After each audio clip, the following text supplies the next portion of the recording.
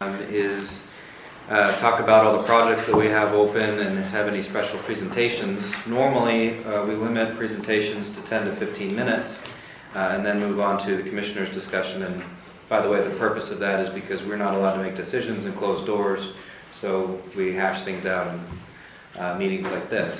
But judging by the amount of attendance, my guess is that we will want to give more than 15 minutes to the presenter for some Q&A. So with a 10-minute presentation with Mr. Gusman sound good, and then we'll open it up to Q&A. Sure. I expect this will probably take a good half the meeting. Our budget is not ready yet, so we will not be discussing that afterwards. Or if we do discuss it, it'll be just, it won't be like any kind of presentation. And we will do projects if we have time, but the goal is to get out of here no later than 1 o'clock. So with that, we'll just make a note that the meetings are recorded, both audio and visual.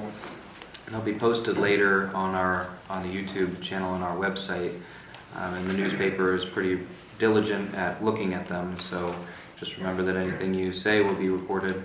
I would ask before public comment that you tell us who you are and where you're from. And with that, I will turn it over to Mr. Gustafson from the DEP in order to present. So thank you very much for joining us. All right. Well, thank you to the commissioners for the opportunity to come here today to talk. I do have a brief prepared statement that kind of explains the issue about reasonably available control technology, and just to give you a primer on what we're talking about today a little bit, if that's all right for you. My name is Eric Gustafson. I'm the Regional Air Quality Program Manager for the Department of Environmental Protection's Northwest Regional Office in Meadville.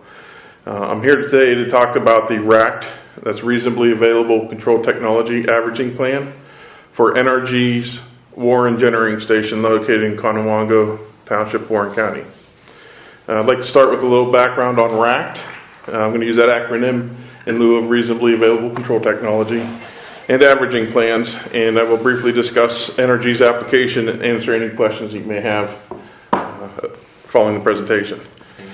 I have a handout here for anyone who would like it. I'm sorry I only made 10 copies. I did not anticipate the volume of people along with my business card. If you want, please take one. My presentation will generally follow the handout. It won't be quite as inclusive.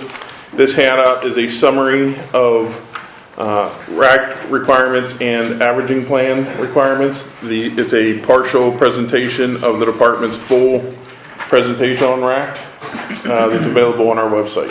So if anyone wants to see the full set of handouts, they can go to the department's website and find them there.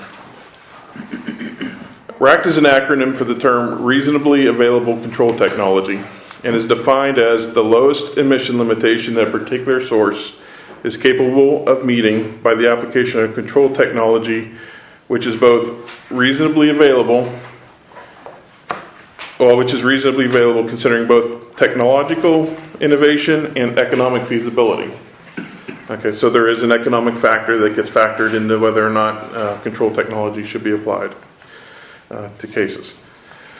Major emitters are required to reevaluate control technology each time EPA proposes or revises the National Ambient Air Quality Standard, in this case for ozone. In 2015, EPA passed a revised ozone standard which lowered the ozone National Ambient Air Quality Standard to 70 parts per billion. Therefore, companies were required to perform a reevaluation of RACT to determine if new control technology has become feasible and is currently economically feasible to install. In Pennsylvania, companies with multiple facilities may average their emissions together to come to the most cost-effective solution to comply with the RACT requirement. The plan must show that the actual mass, in this case nitrogen oxide emissions, over a 30-day rolling period are no greater than what the total mass of emissions would have been for each source complying with the RACT limitations individually. NRG has elected to use an emission averaging approach to demonstrate compliance with RACT requirements at 4 of the facilities in Pennsylvania.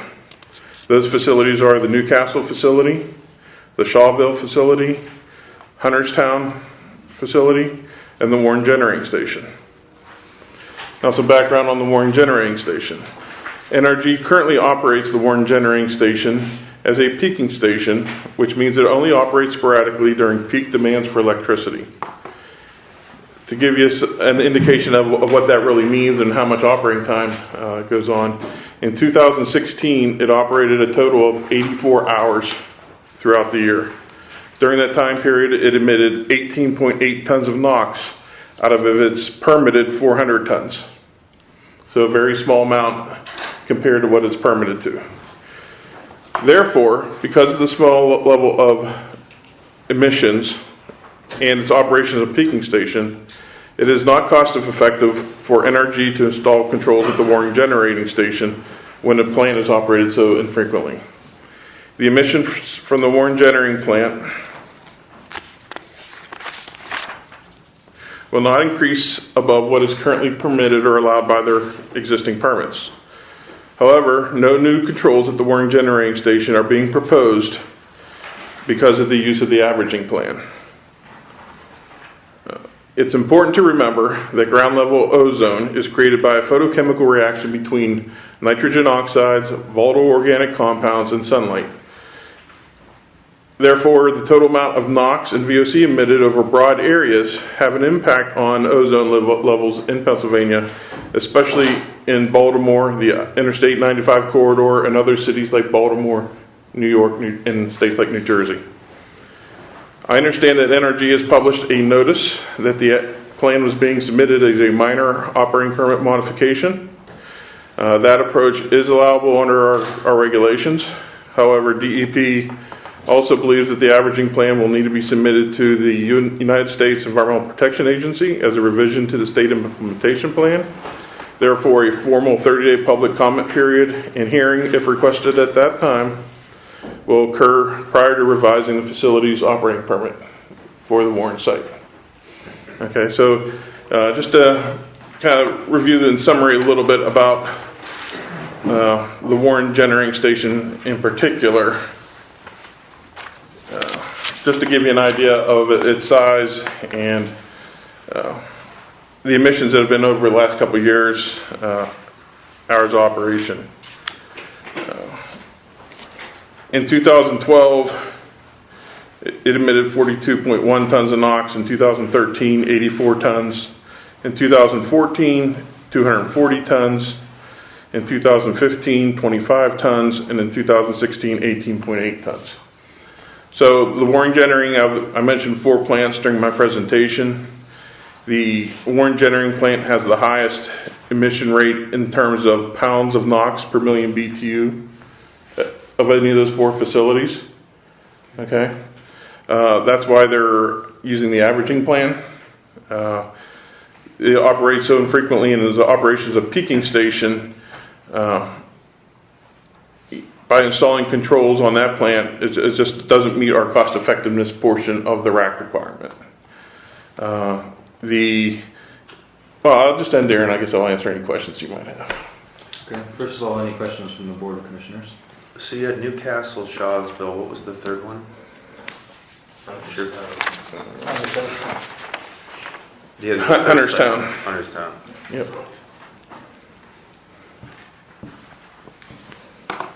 Commissioner Morrison, did you have any questions? No, I really don't at this time. You average. I'd like a little more explanation about how it's averaged. Sure. So in their application, they will take a look at their permitted emission rates of all their facilities. Mm-hmm. Okay. So I think I gave you an example in your handout. Maybe we just. I don't know if I won't spend a whole lot of time going through there. Essentially, they'll look at each facility, add up the total amount of emissions on a 30-day rolling basis. So every day they calculate a new 30-day total of all emissions from all their facilities, and they total those together. Okay, so like I'll give you specific to the Warren Generating Station.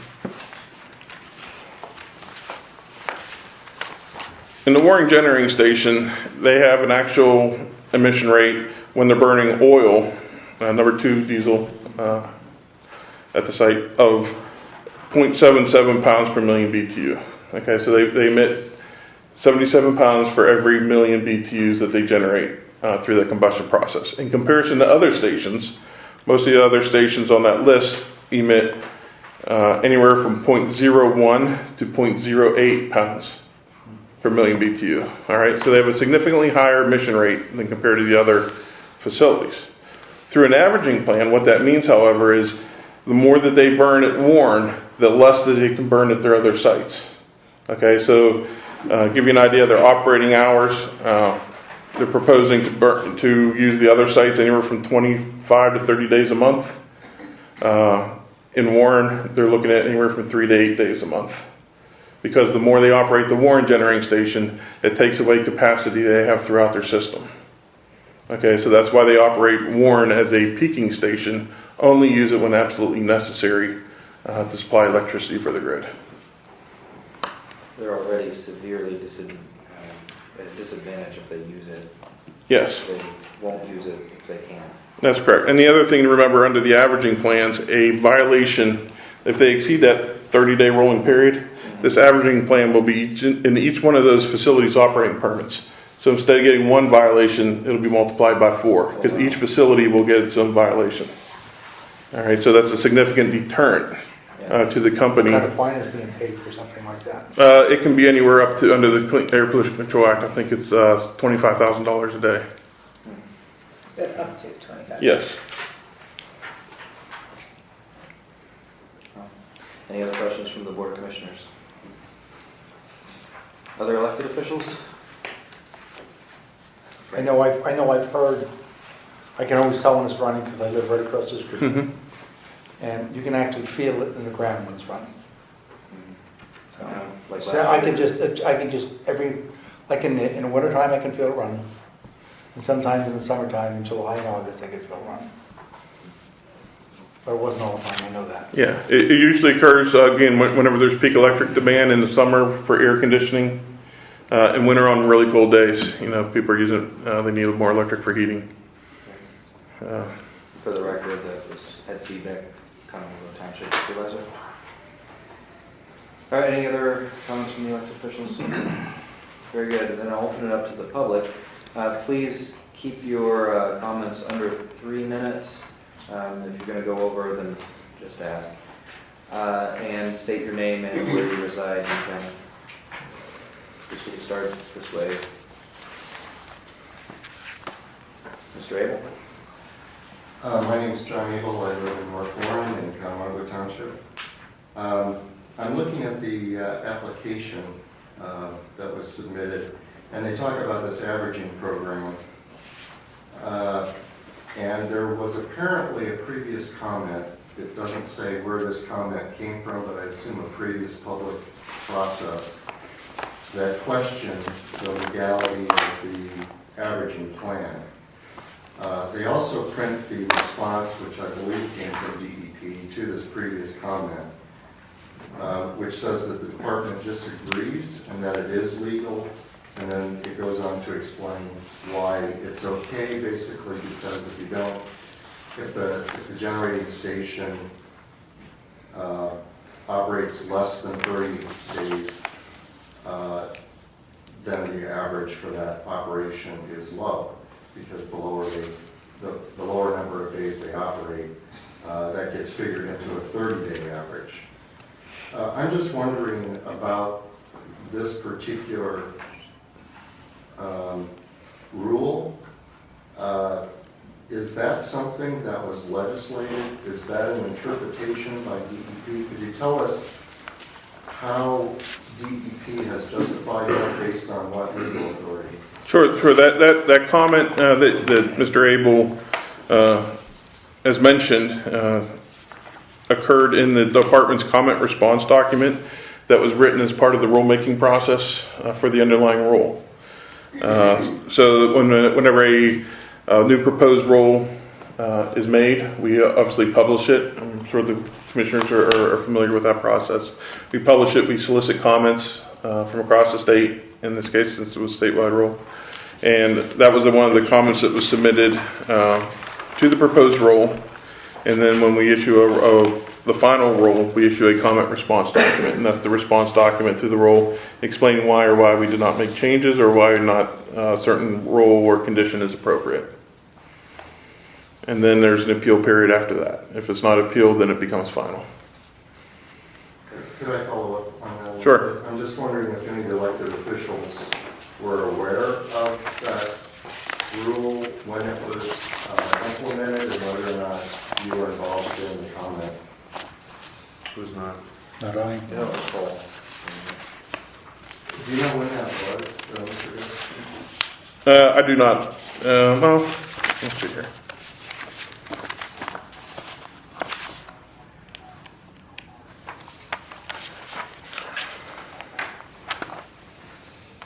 This would have went into effect prior to us getting into office, I would think.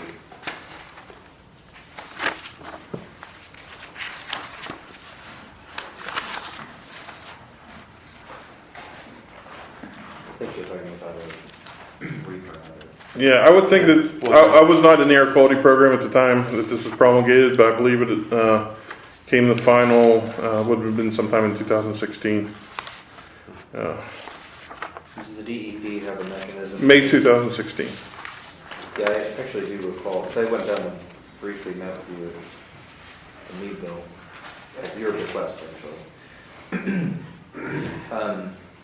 And I do recall seeing something, it came across our desk at the time. Mm-hmm. I guess my question is, why is this relevant conversation today? Did it just get re-permitted or something? Well, it's relevant because the NRG submitted an application to the department and published notice in the local newspaper.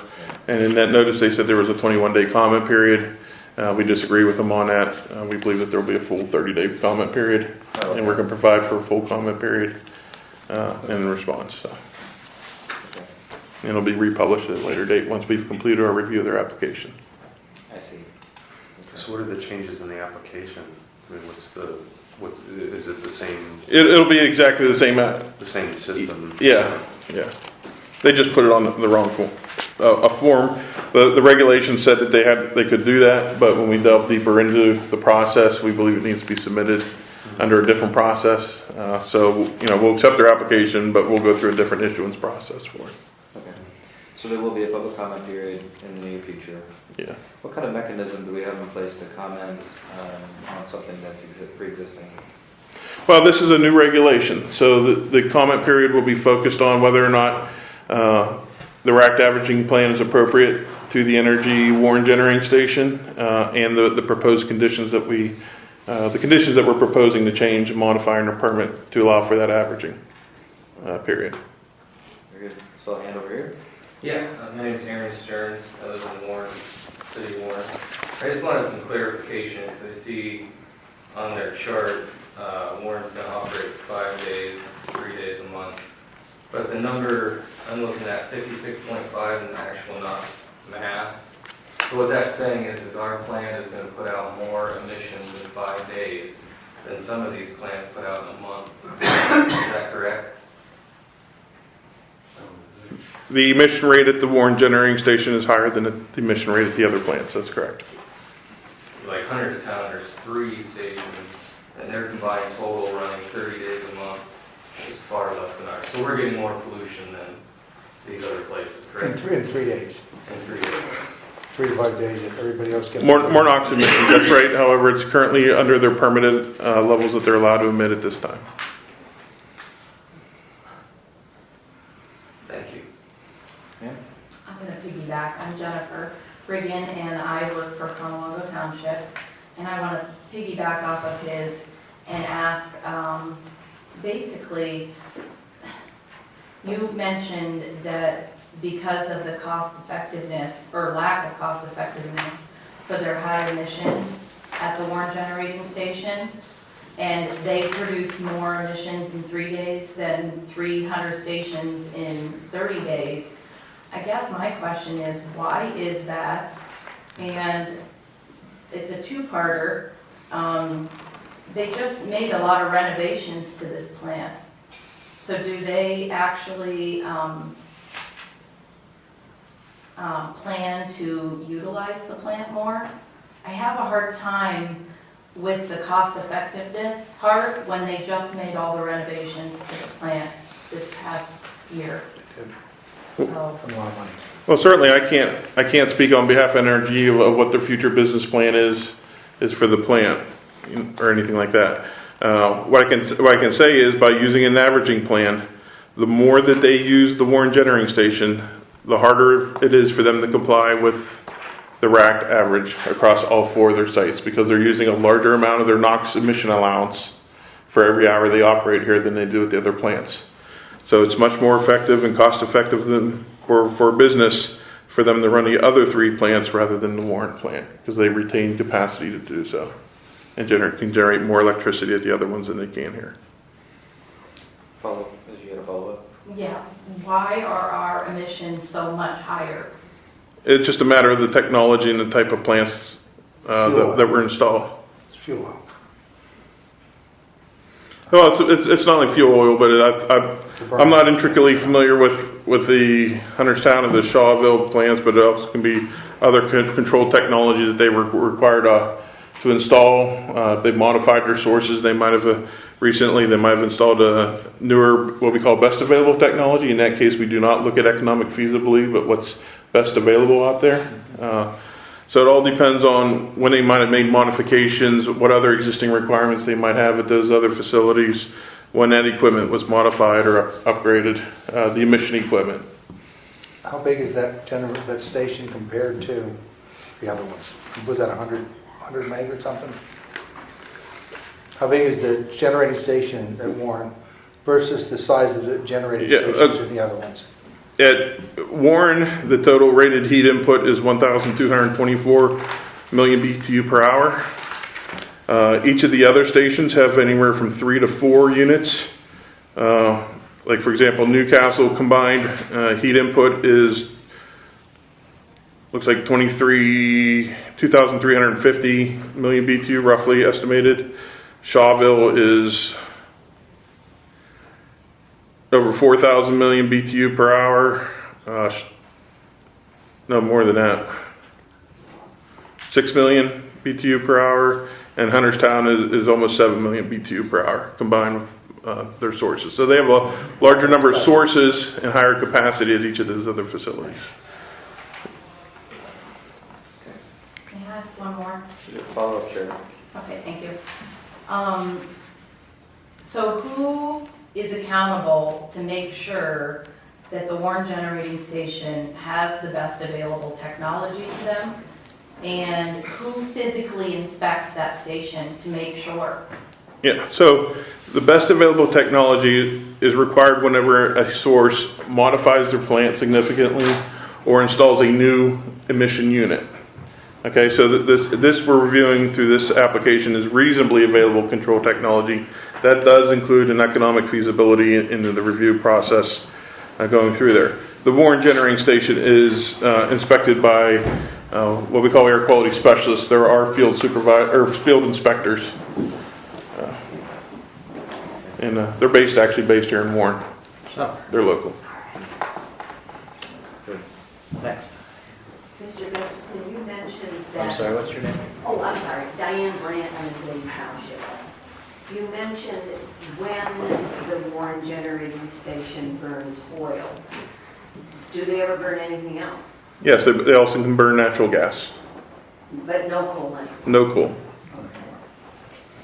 Yeah, the only source, they no longer have their coal-fired boilers at that plant. They only have a combustion turbine, which is capable of running fuel oil or natural gas.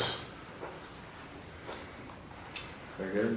Are you going to run it on fuel oil? This is Daryl Pierce from Meadflash.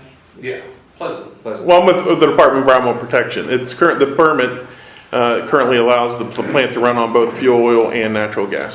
Yeah, but gas is so much cheaper. Why would you burn it? Use fuel. That's a question for the company to answer. Okay. Question. Brian McIntosh, Scarborough, years back, lived in the first house next to the power plant from 43 on through the 60s. Anyway, personal exposure to everything that came out of that plant for all those years. Then they shut it down. Now, a question I had to do with when they started at the user, I call it the booster plant. The emissions, I mean, did they ever run a quality control unit between the amount of emissions between natural gas constantly versus oil?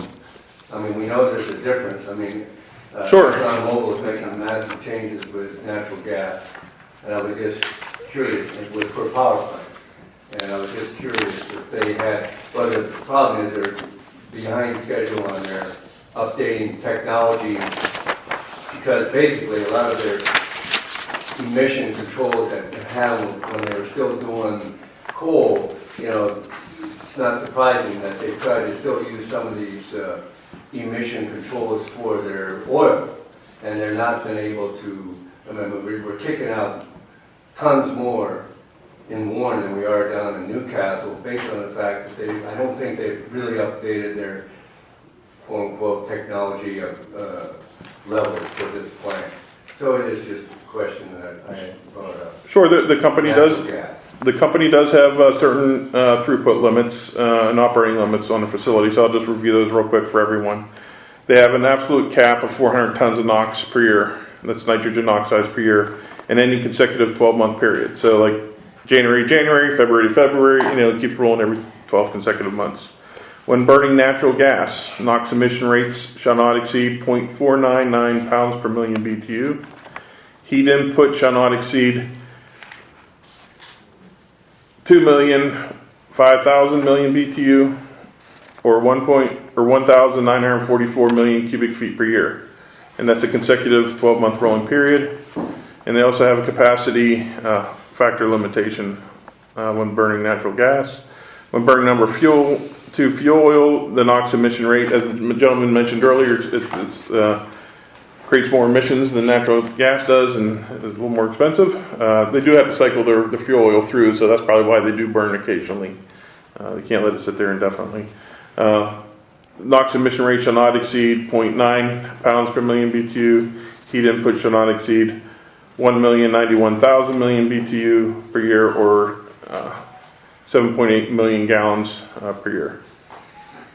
Consecutive. So there are intermediate limits and restrictions on them on how much gas they're allowed to use, how much fuel oil they're allowed to use, that sort of thing.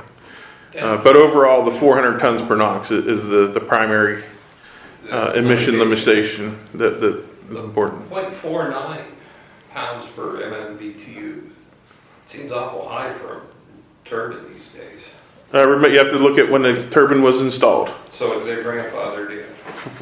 Like we said, when a air pollution source is installed in Pennsylvania, at the time of installation, they have to apply the best available technology. Okay. In this case, now that it's been installed and is operating, whenever that national ambient air quality standard is changed, they have to go look back, see if there's any new technology that might apply, and determine whether or not there's new technology and whether or not it's cost effective.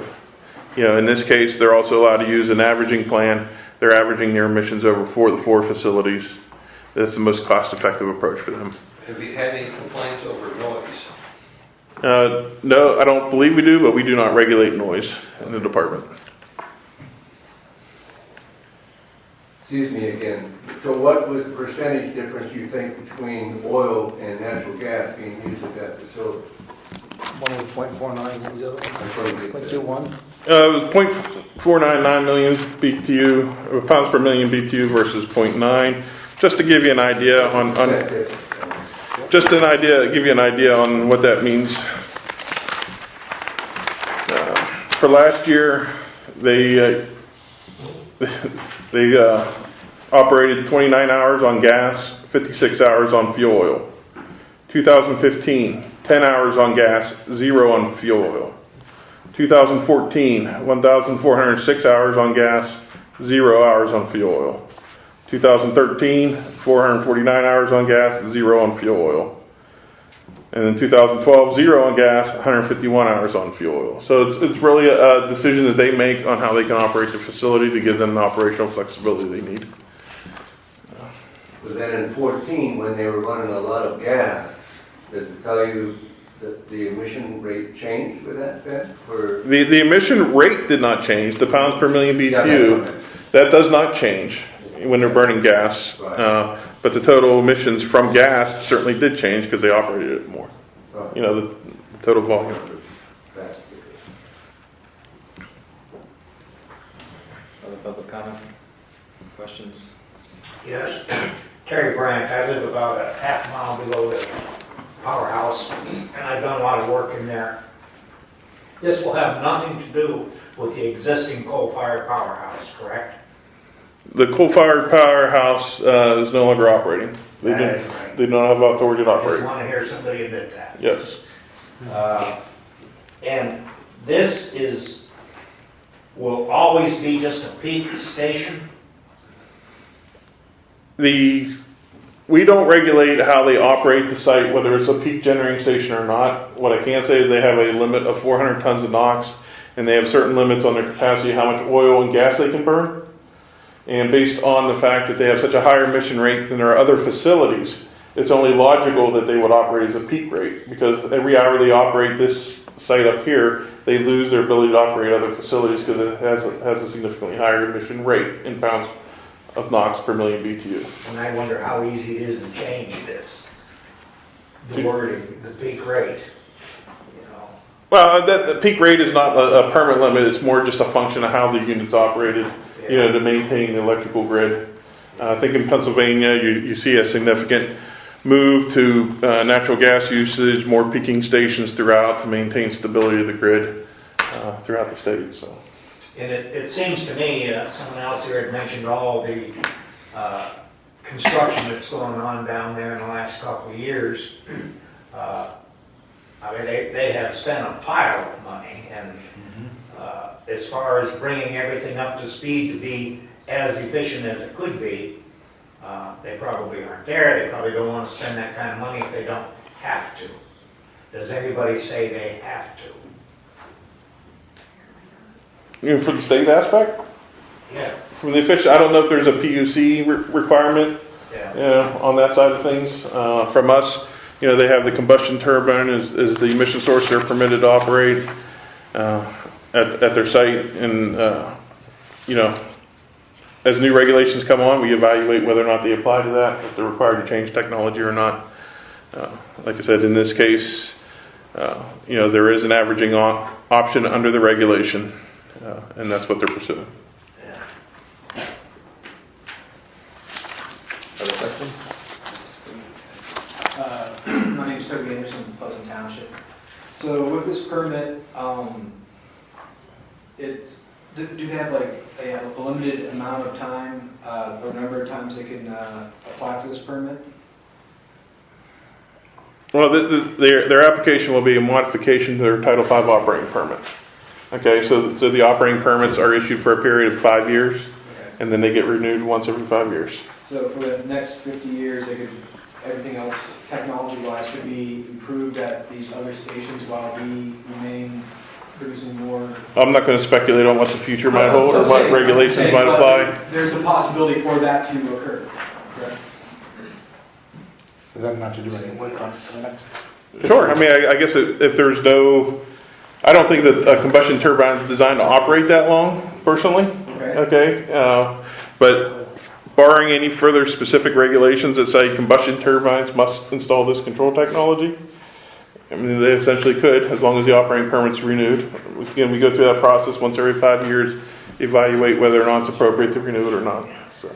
Okay, because I mean, if they had a limited amount of time to, you know, rectify and upgrade the technology in it, I don't think there would be a problem. But the fact that we're going to have to suffer the air pollution that these other areas have wrong, I think that's my main concern as well as others.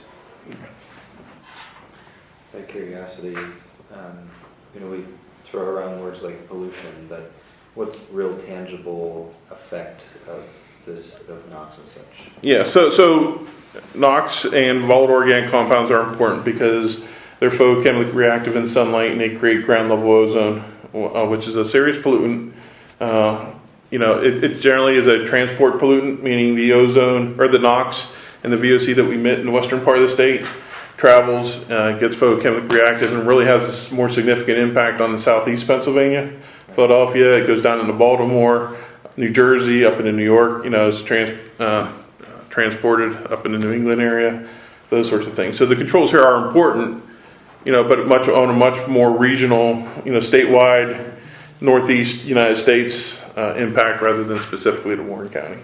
So to be clear, this is important for the United States and for the world, but increased emissions from Warren County doesn't mean that Warren County itself is going to be affected. Yes, but remember, this is not increased emissions. These are consistent with the emission rate that they've had for many, many years now. There's no increase for being requested. I see. What is the fuel used in Newcastle? I did not look at that permit recently, so I can't really comment on that. Again, I was I've been away from the air quality program for 10 years, just getting back into it, so I have not looked at that particular permit. I know at one time it was a coal-fired facility. I don't know if they've modified that or not. When fines are levied, where do the fines go? Fines go two places. Primarily, they go into the department's air pollution control fund, air fund. Then if there's a certain volume of penalties collected each year, they get returned to the local government. 25% of those penalties would be returned to local government folks for environmental improvements locally. Are these fines, how should I say it, successful? I mean, when they levy a fine, does that mean that fine will be paid or litigated forever? I've seen both cases, so I mean, I won't be truthful. Anytime we levy a fine, there's options available to the company. They can pay the fine. They often pay it. We come to negotiate a resolution to the problem. We always try to make sure that whatever the issue was, that they correct the issue and prevent it from reoccurring as a part of that settlement. Many times they choose to pay the fine. Sure. Rather than put the money in making something right again. Well, I guess it all depends on the particular situation. Yes, it does. And the significance of the impact and that sort of thing. If the fine was high enough, they'd fix it. What's that? If the fine was high enough, they'd fix it. Yes. Well, I can tell you that the department, in my experience as manager in both environmental cleanup, the oil and gas program I managed after 3 years down in Pittsburgh, we just didn't, my programs didn't just simply levy fines. I always ask for, what did you do to correct the problem? It's just not a speeding ticket type of thing. It's, what are you doing to fix it? What are you doing to prevent it from happening in the future? They have to satisfy me on that before I sign off on the document.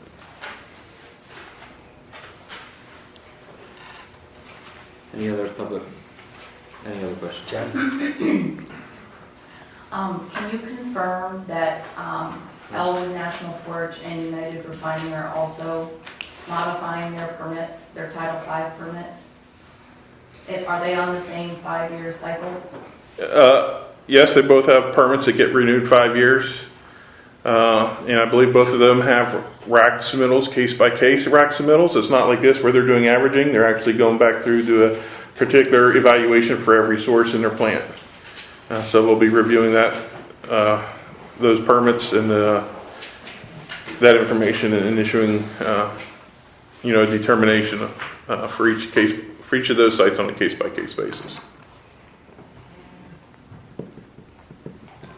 So these are regulations made by your agency, not legislated? Well, they're made by the agency in response to, in this particular case, these rack permits. Anytime the federal government changes the ambient air quality standard, companies they require the states to go back, reevaluate whether or not there's new technology that's become available for control, and then whether or not that technology is economically feasible to install. Okay, so the federal government changed their standard. They require the states to address the requirements. We do that by developing what we call the state implementation plan, and we tell EPA this is how we're going to do it. So that process goes through the rulemaking process and becomes a requirement under our state code. So DEP could actually enforce some sort of type of regulation to make this plant pollution friendly? I don't want to use the word pollution friendly. I don't know what that means. That's a good answer. Less offensive.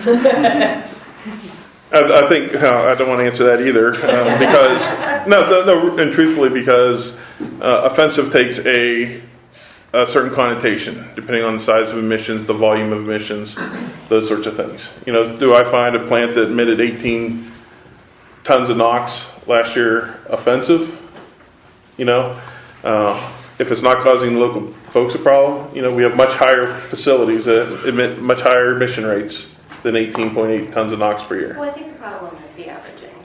When you look at you're averaging this plant that's emitting more pollution than the other three, and you're averaging that, I think therein lies the concern.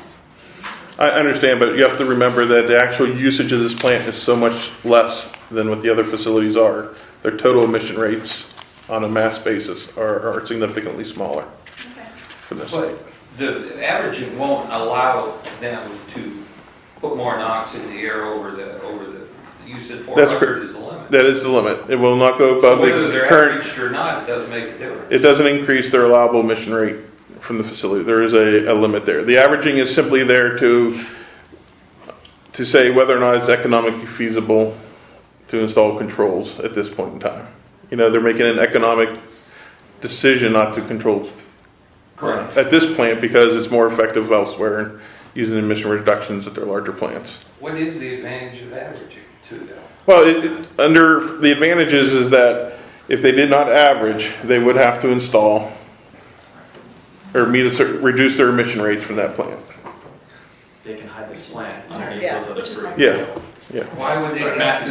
Well, it's not high, but they average it and You mean account take for it. that 0.49 down to something else? Yes, there's presumptive emission limits that were a part of this. So the company has the option of complying with the presumption limits. Which is 0.49? No, the 0.49 is the existing limit. I don't know what the presumption limit. There's each different type of source has different. 0.15 or something. Okay. It's something smaller than this. So this allows them to operate without the controls.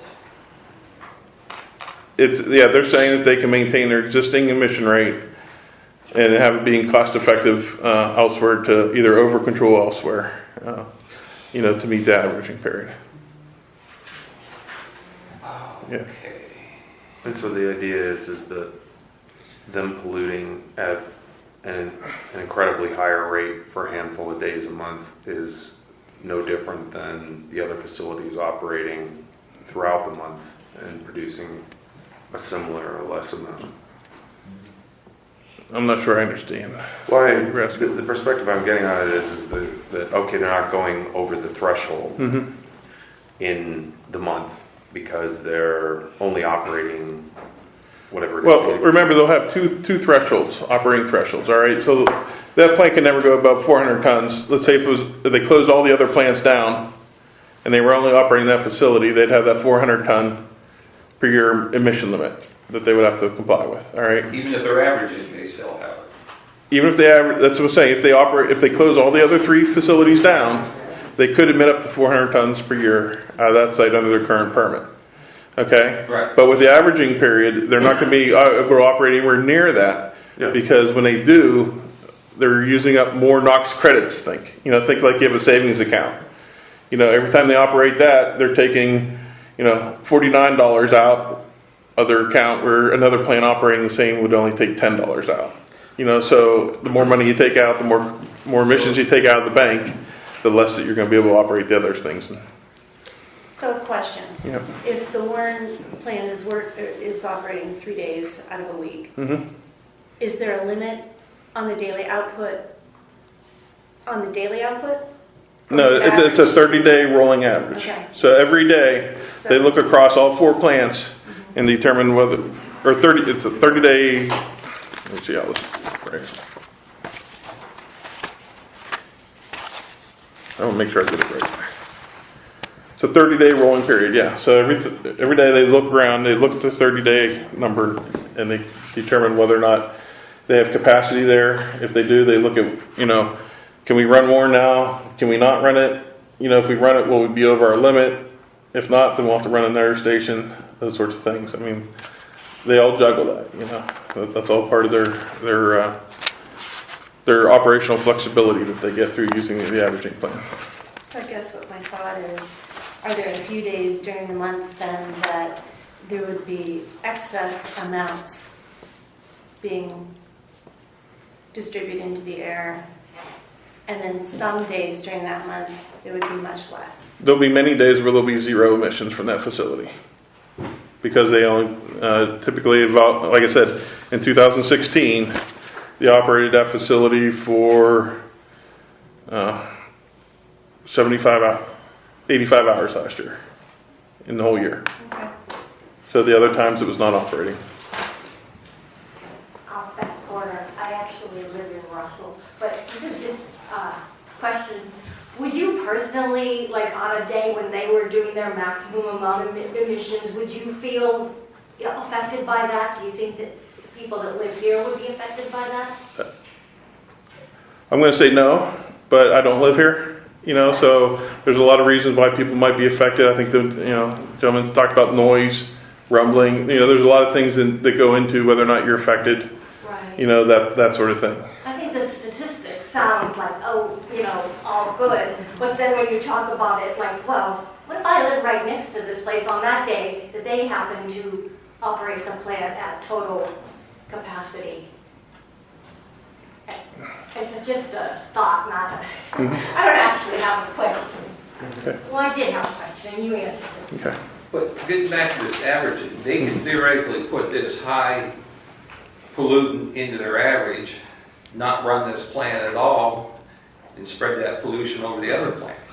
No, the other plants also have operating limits on them per day of how much they can emit per million BTU. Putting them into the pool, their average has gone up a little bit. It reduces their capacity at the other plants by putting them into the pool. Yep. But it saves them the ability to have to install controls at Warren at this time. Only if they run it here. No. So Because if they're in the pool, they could not run that. Oh, yeah. Credit for that. No, well, they might get a credit because they have the averaging for the rack, but each individual source at those plants will have individual limits that they Right. cannot exceed, just like Warren has 400 tons per year. So they could increase a little bit up to a certain point. So it may just behoove them to get this into the average and not run this plant. That's why they run it very infrequently. Yeah. Gotcha. It hurts them in the long haul to run it every day. They run it, they lose capacity So they system-wide. could, by putting it into the average, they shut this, not even run this as little as possible, and it helps everywhere else. Certainly, their hours of operation for the last 5 years indicates that's how they operate. Exactly. That's what I see too. The one thing I will say though is when it was coal plant, I lived right across the street. I had a swimming pool. Mhm. Every day I'd have an eighth of an inch of soot in the bottom of the pool. And I'm sure you guys in Pleasant would see the same thing, the way it blew over and you saw the dust and everything. So I don't have that anymore because I can't see it now. That's the difference. Well, you can't see it's not for the particular emissions from the coal fire. It's not there, so that's why you don't have that problem. You don't have the coal yards. You don't have the the loading, the unloading from the coal, and all that stuff. Matthew Scott, Warren City. So in 2015, the ozone standard comes out that forces all of the system to reevaluate.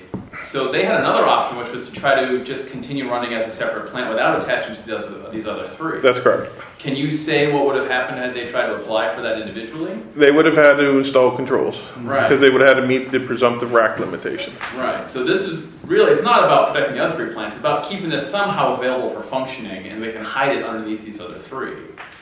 I'm using, pejorative terms. So they're... Yeah, you are. Sorry. And just another further comment. Thank you for being here and talking with us all. I know you're probably taking a lot of questions that probably would be better directed at the company, but they're not required to answer to us. So thank you for being here and trying to help us. I'm just here to explain the process, So, so you understand the process. Well, actually, maybe that's the second question then.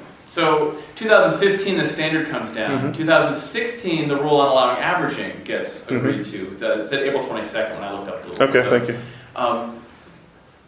is there any connection between those two? Did this averaging plan come about when people realized what was coming from the 2015 ozone standard? I was not there when that regulation was developed, so I do not know. Is there a difference to learn that? Is there how would we even investigate to find that I out? would go through, look at the preamble to the regulation in the Pennsylvania Bulletin. Okay. Usually when we propose a regulation, if the averaging plan was there, then you'll know it was part of the development or there's some underlying reason for it that I'm not aware of. Would all the hearings... Or it could have been as part of a comment a company said, and they might have revised the rule in response to that. I don't know because I was not in the program at that time. But that's somehow available in catalog somewhere. That would be in the rulemaking process somewhere in the Pennsylvania Bulletin. You could follow that through.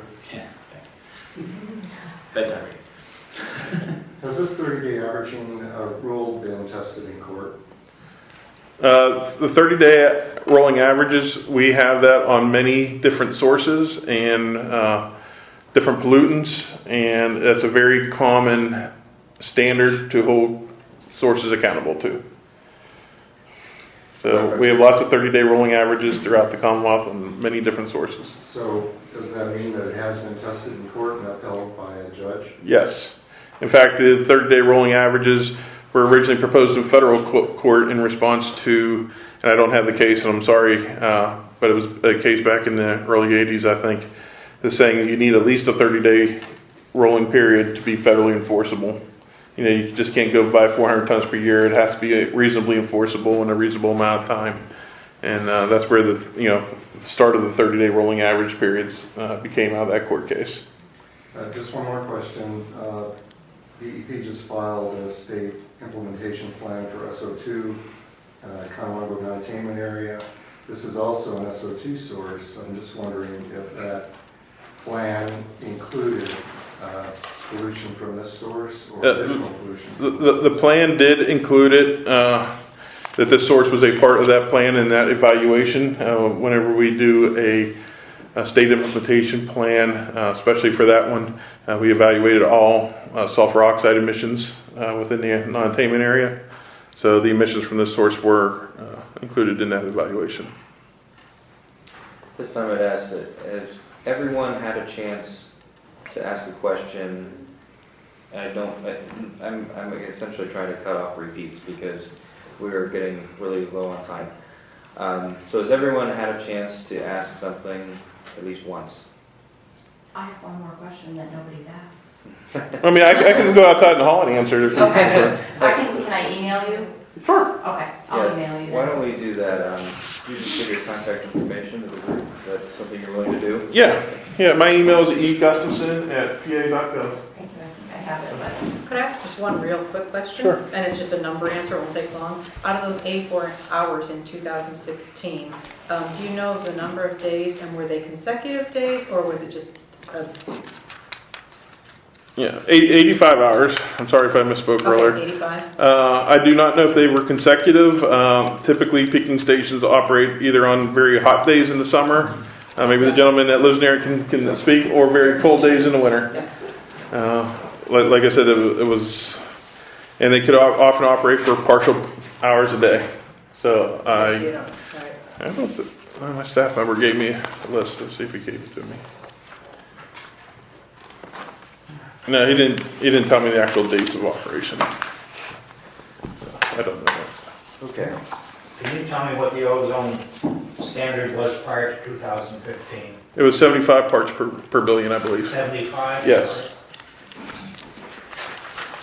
All right, well, we have other business we need to attend to. So we'll cut this short, I suppose, and Mr. Gustafson said he'd be in the hall if you have further questions. So at this time, if you want to stick around for what the commissioners are going to be talking about, and the sheriff, we'll just bring something that's not related to this topic to the commissioners. Then feel free to stick around. You're welcome to stick around. You're welcome. Thank you. We'll go ahead and break.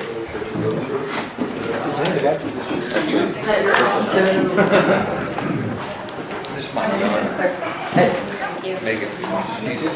Clear out. You got some breathing or no? Yeah. Everybody get their chairs back there. And John Peters says he's only worried, my partner, he lives across the street, he's only worried about the rattle in the house. When they run it, he's shutting down there. We don't even know, but I guess it's all the cars. Yeah, it's next to the airport. That's what Ed was saying too. Yeah, he's trying to reach across. written letters. He'd be pretty, let me know. Okay. Did someone grab my coat? What's that? I got a coat over here. Did someone grab it? Your orders. Hey, Tim, It's possible. Did you see someone grab my coat? Tim, would you catch and ask anybody if they picked up the wrong coat? Big black. See if they picked up the wrong coat. I had it on the brown chair. There it is, the brown chair. He got it. Yeah. Go ahead. That was the most fun we've had in a while. I'm his daughter. Oh, there comes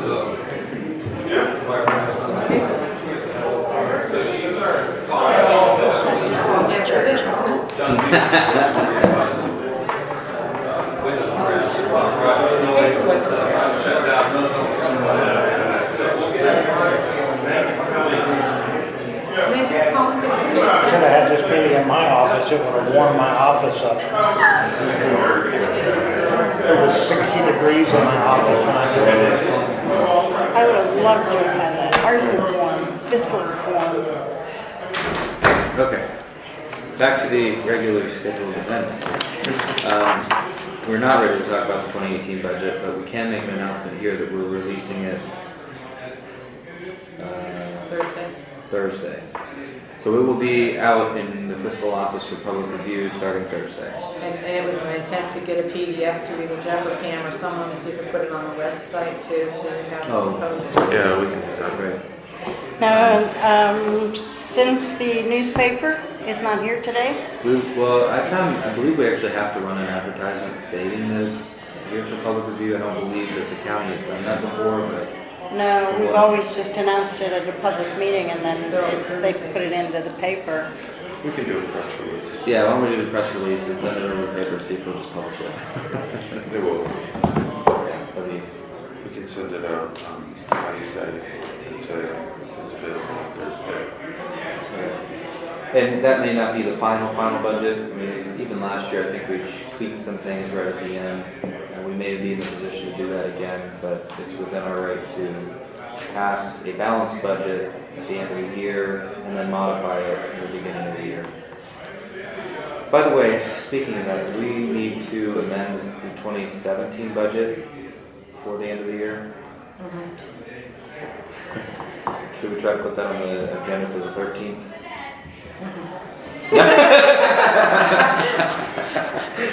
Well, it depends on how quick this other one gets out to look at Right. everything that's left in. Maybe we'll try to do it all at once, the 27th. So does that mean all contract negotiations are done? No. STA is still going. So, You're talking about actually amending it, moving Yeah. capital contingency, not just reallocating within departments. Correct. Okay. Because you can just reallocate within departments. I'm talking about, Yeah, you know, a major move between. yeah. So for instance, human resources as a department was half the budget that it ended up being. And we knew that going into it, that we were going to take from contingency, but until we negotiated wages and stuff, that okay, so that's it on budget. Projects. I pulled up, it's already 1 o'clock, so I don't want to spend much time on this, but are there any important updates or projects that the commissioners wanted to talk about? Hearing none. Sheriff, did you have something you wanted to update on? Yes.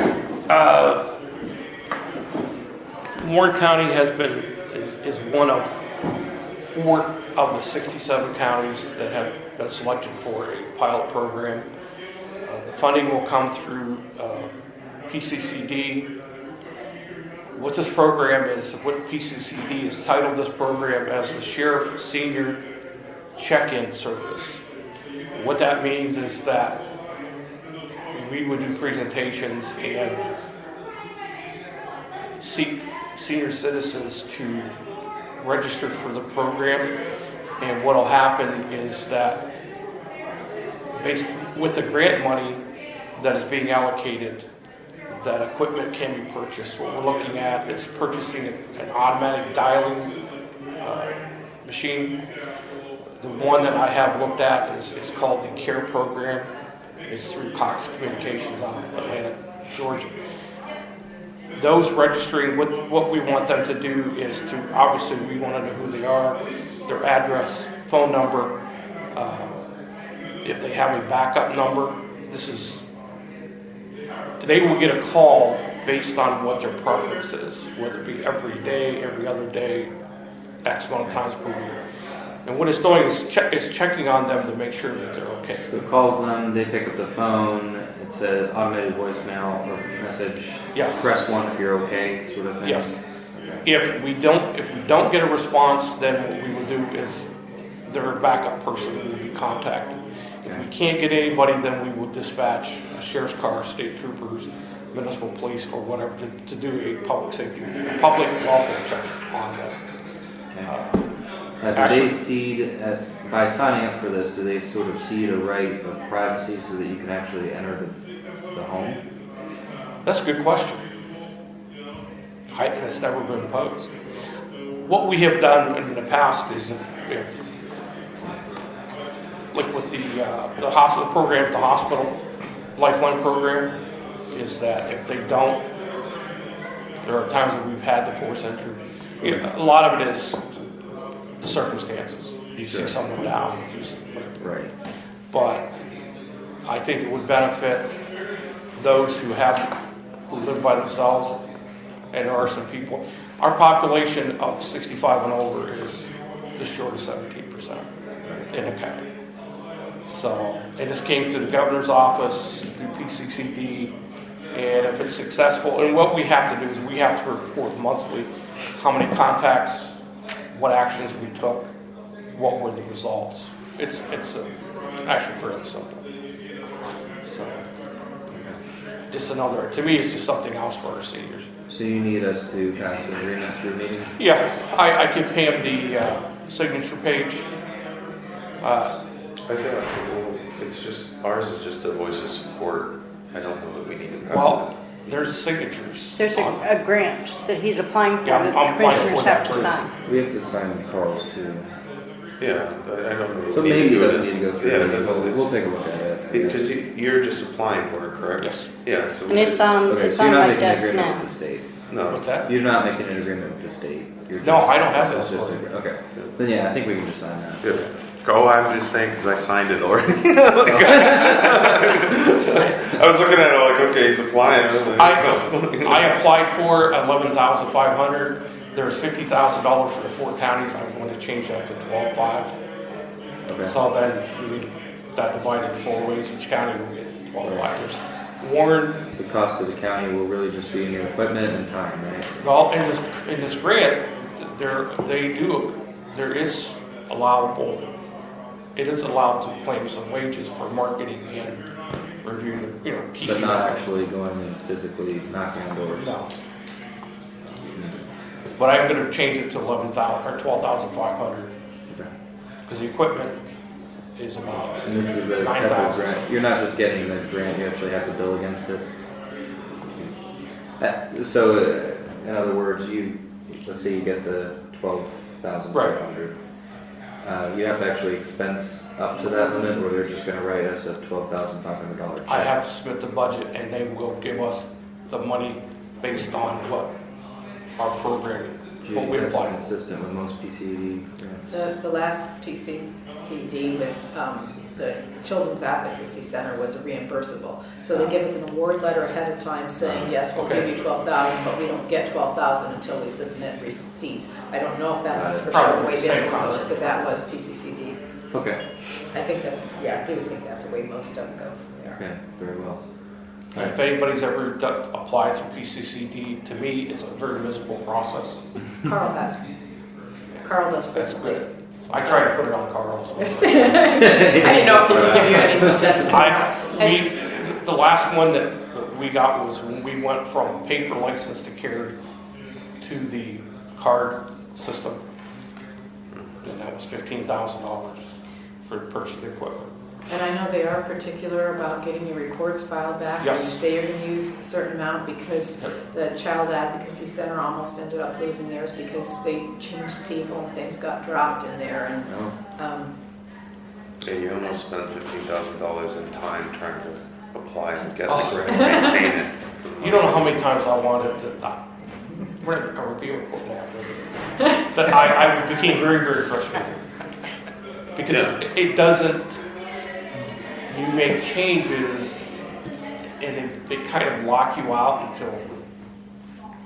It's involved. That's why Carl, is always talking about support for the grant process, just because he spends days, weeks, putting those together. So.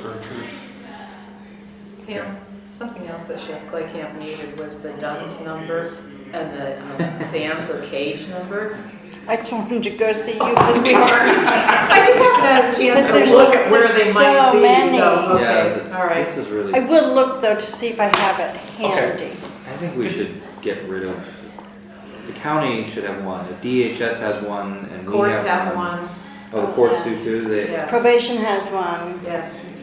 We're all one entity. They're really. I think we should have one. DHS is technically separate, so I understand why they have one and why we have one. We should have one DUNS number, but the CAGE, it seems like people of all areas applied for their own throughout the years. Yeah, the CAGE would probably change, but I have no idea. I know that I understand the DUNS number, but the CAGE, whatever. Let me see if I have it in my miscellaneous. Okay. If you could just email it to me, that would be great. Do you have an estimate on how many people would actually sign up for the service? This is a whole new. I was thinking, would it duplicate any of them that are already? Well, of course, Lifeline's a little bit different. Lifeline calls neighbors and whatever first, or whoever they've selected on it. Yeah, that's alarm-based. And when I was at the hospital, so the doctor at front door. What? She didn't answer. I didn't answer. So the doctor at front door. Who pays for that? Yeah, that's exactly what I was thinking.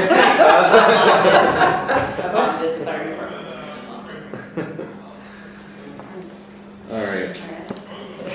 Any questions for the sheriff? I do have one, and I guess it pertains to everybody. I had a vet come in today that has a heart implant. Yes. And wanted to know why there was not a sign at the door. There is not. Sign at the door what? Because his implant could have been stopped by the magnetometer, and it would have killed him instantly. It's normally what we do when we notify us, we just have them come around. Right. But there was not anything up there to notify. He said if he hadn't known, or if somebody came in that didn't know, and that stopped their heart. Yep, start paying attention. Okay, good. Anything else for the sheriff? Good. And we already went over project updates. Schedule-wise, I'm here all week, except for Wednesday morning, or Friday morning. I think I work for John. I don't know, maybe that's next week. Anything else schedule-wise? I'm out Wednesday going to Indiana County. I may have to cancel that depending on how the budget situation is. We'll pray with the president tomorrow. My office will be closed on the 14th. Dolores' husband has to have surgery, and I have to be at the Soldiers and Sailors Home in Erie. Okay. Very well. Any general discussion? Anything else to bring to the board? Then we are adjourned. Thank you.